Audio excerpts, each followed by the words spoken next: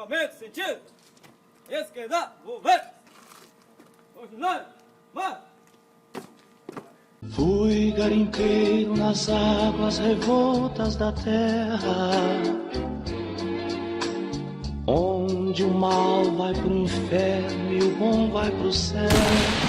Por mais que a garimpagem pareça uma atividade ultrapassada, arcaica e extremamente danosa ao homem e ao meio ambiente, é preciso deixar bem claro que ela é legalmente permitida e garante o sustento de milhares de brasileiros. Estima-se que de 300 mil a 500 mil pessoas trabalhem nos garimpos atualmente. A Constituição Federal determina que o poder público deve favorecer a organização da atividade garimpeira em cooperativas, levando em conta a proteção do meio ambiente e a promoção econômico-social dos garimpeiros. Essa é, portanto, uma das principais bases legais para a extração mineral.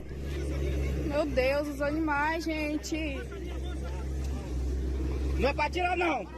É esse controle por parte do Estado que viabiliza que todas as atividades econômicas possam ser bem feitas legalmente, e a atividade mineral legal é aquela que também tem as licenças ambientais. Isso é obrigatório, a atividade extrativa mineral. Para a região amazônica, por exemplo, o Plano Nacional de Mineração, em vigor até 2030, dá ênfase ao macrozoneamento ecológico-econômico da Amazônia Legal, consolidando os diferentes acessos e usos do solo e subsolo, tendo como base os estudos da biodiversidade e da geodiversidade local.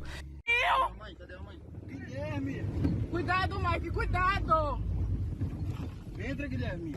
Na repressão aos garimpos clandestinos, o foco do marco regulatório, segundo Scliar, será no incentivo à formalização, ou seja, na conscientização dos garimpeiros de que a mineração pode ser um vetor de desenvolvimento regional. Tem algumas situações, muitas vezes, que infelizmente se tornam questões policiais, como às vezes em terras indígenas ou invasões de áreas onde é proibido a atividade extrativa mineral, como parques nacionais.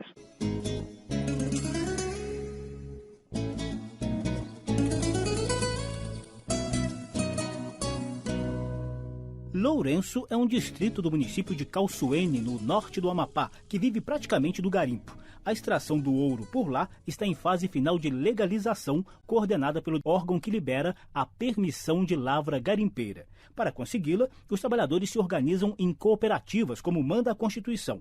O presidente da cooperativa de Lourenço, Antônio Pinto, explica como tudo funciona. Hoje no distrito de Lourenço nós trabalhamos com uma cooperativa onde nós temos 1.200 cooperados, temos 2 portarias de lavra, credenciada pelo DNPM nacional, e temos uma área de 7 mil e poucos hectares, aonde está agregado esses garimpeiros, onde temos também uma comunidade aí de quase 5 mil pessoas que depende de sobreviver do garimpo. O Ministério Público supervisiona a extração do ouro em Lourenço e determinou algumas condicionantes para o funcionamento do garimpo por meio de um TAC, termo de ajuste de conduta, sobretudo quanto a questões ambientais e de segurança do trabalho, como conta Antônio Pinto. Quando eu assumi a cooperativa, a gente sofreu um ataque do Ministério Público com relação à área degradada, que na verdade a gestão passada deixaram muito a desejar. Mas com essa pressão foi bom que fortaleceu o trabalho da gente.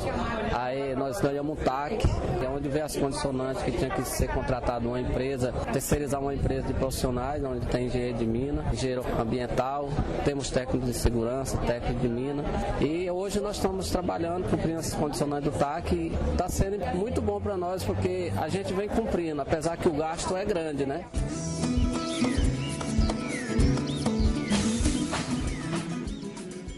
E preocupado com o nível de contaminação ambiental e dos garimpeiros, o deputado Newton Capixaba, do PTB de Rondônia, apresentou o projeto de lei que determina o monitoramento semestral dos níveis de mercúrio em áreas garimpeiras. E é bom lembrar que várias propostas já aprovadas no Congresso também tentam assegurar a legalidade e a sustentabilidade dos garimpos. A Política Nacional do Meio Ambiente, aprovada pelos parlamentares em 1981, já obriga o IBAMA a controlar o uso do mercúrio no Brasil, sobretudo nas atividades de mineração.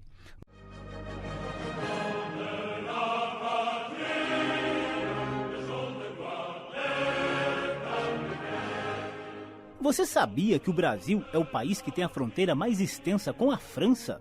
Essa porta de entrada brasileira na União Europeia se estende por 730 quilômetros no extremo norte do país, em plena região amazônica. De um lado, o estado brasileiro do Amapá, do outro, o departamento ultramarino da Guiana Francesa. Essa é a ponte que divide Brasil e Guiana Francesa. Olha lá o Oiapoque. O rio Oiapoque faz a divisa natural na maior parte da fronteira e é rota do garimpo clandestino de ouro, sobretudo por parte de brasileiros que invadem o território francês. Para tentar conter essa atividade ilegal, os ex-presidentes Luiz Inácio da Silva e Nicolas Sarkozy assinaram em 2008 um acordo bilateral sob o argumento de ampliar a proteção ambiental na região. Seja bem-vindo à sua primeira viagem à Amazônia Francesa. Soyez le bienvenu à votre premier voyage en Amazonie française. A 1000 metros da Amazônia brasileira. Como aproveitar para o bem da humanidade a extraordinária biodiversidade da Amazônia, ainda muito desconhecida dos homens. A região abriga o Parque Nacional das Montanhas do Tumucumaque, que é o maior do Brasil, e o Parque Nacional do Cabo Orange, onde está o extremo norte do litoral brasileiro. A Guiana Francesa, no final da década de 70, estimulou os brasileiros a irem até o seu território construir a base de lançamento de foguetes de Kourou. Isso não só promoveu a ida de milhares de brasileiros formalmente, eu não diria legalmente, mas quando a parte mais importante da construção civil teve a sua finalização, esta mão de obra ficou vagando pelo Cayenne, pela própria cidade de Kourou. Então, essas pessoas se refugiaram no ouro, porque o início da década de 80 foi um início que o ouro chegou a ultrapassar $1.100 a onça-troia. Feijão avalia que o acordo terá pouca eficácia, porque muitos dos brasileiros que garimpam ilegalmente na Guiana Francesa entraram em território francês pela tríplice fronteira com o Suriname, país que teria regras menos rígidas na concessão dos registros para os garimpeiros.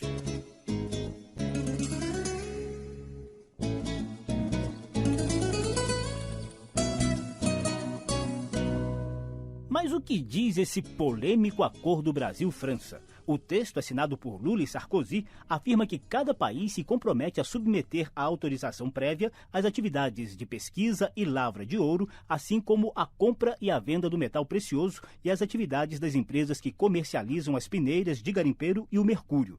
Na repressão ao garimpo clandestino, as autoridades policiais poderão apreender, confiscar ou até mesmo destruir os materiais encontrados. Cabo Fontes, etnia e dialeto tucano.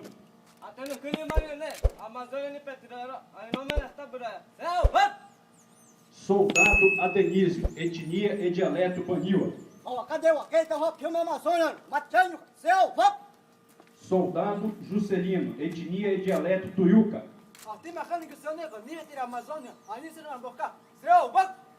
Soldado Jarumari, etnia e dialeto Nhengatu.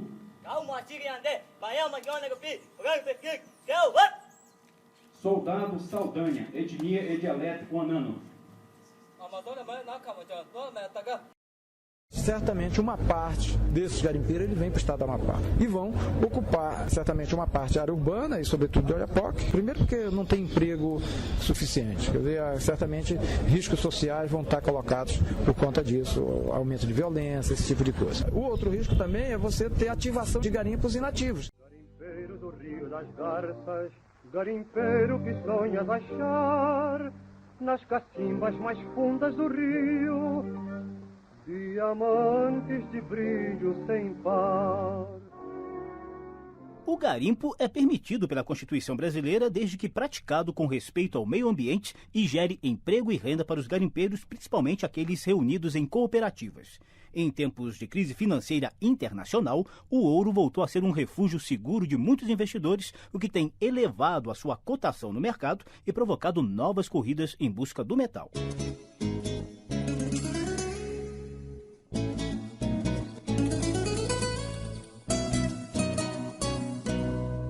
No Brasil, tanto a permissão da lavra garimpeira quanto a fiscalização da extração do ouro cabem ao Departamento Nacional de Produção Mineral, o DNPM, uma autarquia do Ministério de Minas e Energia. Mas para dar conta da repressão ao garimpo clandestino, o DNPM costuma realizar operações conjuntas com o IBAMA, o Instituto Chico Mendes e a Polícia Federal, entre outros órgãos. As fronteiras com os países ao norte do Brasil estão entre as áreas mais críticas.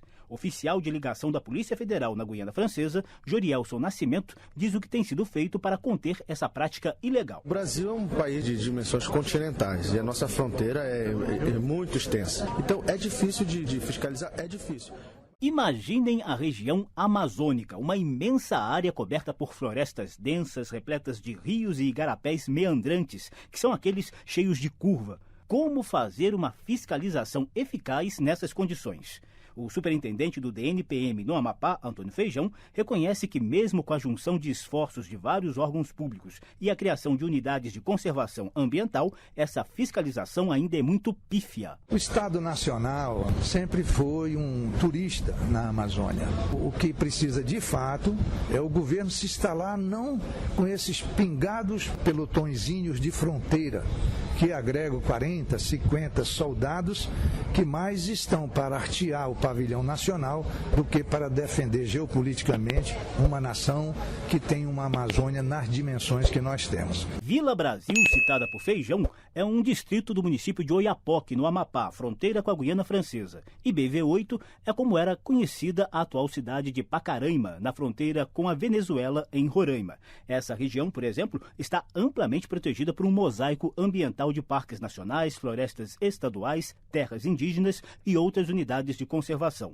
Mas o secretário de Indústria, Comércio e Mineração do Amapá, José Reinaldo Picanço, afirma que o número de guardas florestais é pequeno e que ainda não estão prontos nem mesmo os planos de manejo que definem se determinada unidade de conservação pode ou não abrigar atividades econômicas. Por si só, as áreas protegidas, elas não impedem a atividade minerária, mas precisa-se ter um plano de manejo elaborado que possa definir claramente o que pode ser feito atividade numa determinada zona, numa outra e tal. A grande questão, a grande restrição é que quase que nenhuma unidade de conservação do Estado tem plano de manejo finalizado. Tanto que, certamente, se nós formos pedir uma autorização para funcionamento, e já existe caso dessa natureza, numa área protegida, vai ser negada pelo seu órgão gestor, porque o plano de manejo não existe. Sem áreas disponíveis, os estados são obrigados a engavetar os projetos de implantação de garimpos legais, ao mesmo tempo em que temem pelo surgimento de novos garimpos clandestinos em regiões remotas, ou pela reativação daqueles que já foram desativados.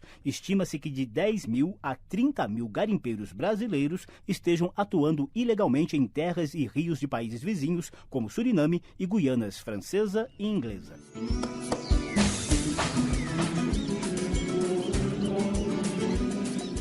Garimpeiro do rio da vida, garimpeiro não busques em vão, nestas águas azuis mais profundas, só se encontra a quimera e ilusão. A pesquisa e a lavra de minerais nobres como ouro, diamante, esmeralda têm papel estratégico no crescimento econômico do país. Mas o poder negativo que tais atividades têm sobre o homem e a natureza exigem um pacto de todos os agentes dessa cadeia em torno de um desenvolvimento socioambientalmente sustentável. Os pactos são difíceis de serem viabilizados no Brasil, mas não resta alternativa.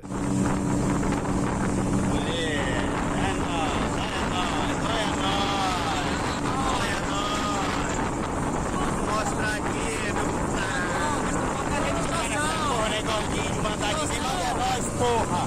Quando nós vai ver como é que funciona o bagulho? Olha! Mas é a guerra, neguinho. Garimpeiro, que em teu sonho fugirio, vais tentando neste rio encontrar teu ideal. Garimpeiro, que será da tua vida quando um dia já perdida toda a ilusão? Só achares prêmio de teu sonho lindo, uma lágrima luzindo em tua mão.